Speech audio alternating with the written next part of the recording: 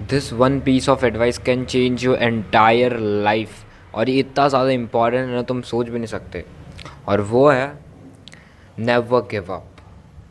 It's so important कि तुम optimist हो, कितनी भी क्रिटिकल सिचुएशन आ जाए, तुम परसिस्टेंस रेजिलियंस के साथ उसे फेस करो। और यही एक्चुअली टेस्ट होता है कि तुम उस लेवल पे हो कि नहीं, तुम इसके काबिल हो कि नहीं। तुम सबको पता है क्या, कोई भी रनर या कोई भी एथलीट, किसी को भी ओलंपिक जीतना है तो वो ऐसे ही डायरेक्ट हलवा कि मुझे ओलंपिक जीतना है और दूसरे दिन ओलंपिक में चलेगा और जीत गया, ऐसा नहीं रहता। प्रॉपर बहुत सालों की मेहनत रहती है और उसके बाद वो बंदा जीतता, और वो कुछ अलग ही होता है। तुम सबको पता है क्या, एक रनर की स्टोरी बताता हूँ, मैं नाम नहीं ले रहा हूँ, तुम मुझे कमेंट करके बताना। उस रनर को फ्लैट फीट था। जिन्हें नहीं पता, फ्लैट फीट एक ऐसी कंडीशन होती है जिसमें लाइक पैरों में गैप्स नहीं होती, जिसकी वजह से लाइक चलने में दौड़ने में थोड़ी दिक्कत होती है। एंड वही बंदा, उसी बंदे ने रनिंग में रिकॉर्ड तोड़ा है। ओलंपिक तो जीता ही है, बट हाईएस्ट रिकॉर्ड सेट कर लिया जिसे अभी तक आज तक किसी ने नहीं तोड़ा। सो इट्स बीइंग कि तुम ऑप्टिमिस्ट बनो और नेवर गिव अप के एटीट्यूड के साथ चलो। अब नेवर गिव अप एटीट्यूड बोलने में बहुत हार्ड लगता है, बट जब बंदे पे सिचुएशंस आती है, जब उसे कुछ दिख नहीं रहा होता है कि मैं क्या करूँ, ये भी नहीं हो रहा, वो भी नहीं हो रहा, उस सिचुएशन में नेवर गिव अप वाला एटीट्यूड ऐसा होता है कि भड़ में जा भाई, ये क्या है। तो उस सिचुएशन में you just have to like, देखो कोई भी सिचुएशन हमेशा के लिए नहीं चलती।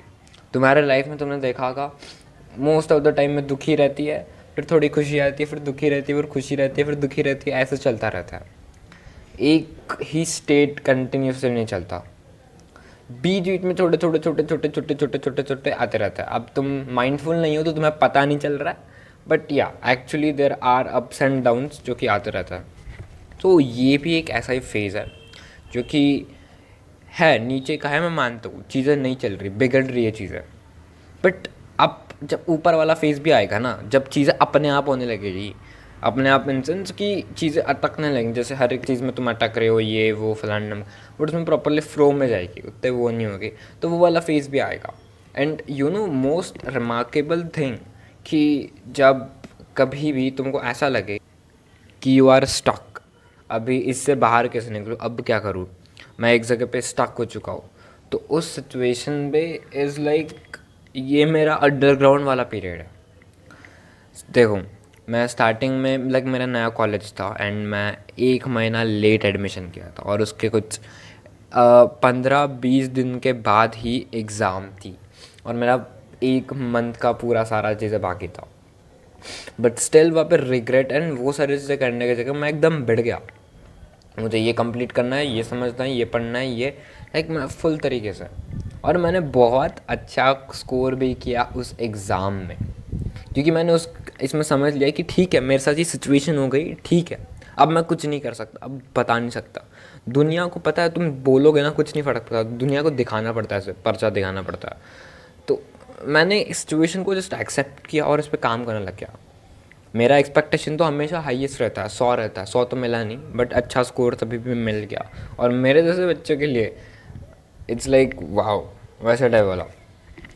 तो acceptance of your situation wherever you are and start doing work which is needed, that's it, that's enough.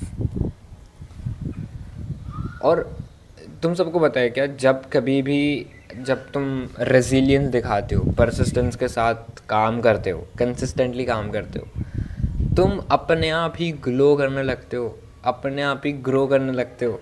इतना ज़्यादा लाइक रिजल्ट्स तुम्हें दिखने लग जाएंगे कि you will be more optimistic and you will be like अब तो मुझे करना ही है। और जैसे जैसे तुम करोगे ना, तुम ग्रो होते जाओगे, तुम नए स्किल सीखोगे, तुमको नए लेसन्स मिलेंगे which will eventually help you to grow more. So I hope तुमको इस वीडियो से कुछ सीखने मिला होगा, तो एक लाइक कर देना, चैनल पर सब्सक्राइब कर देना।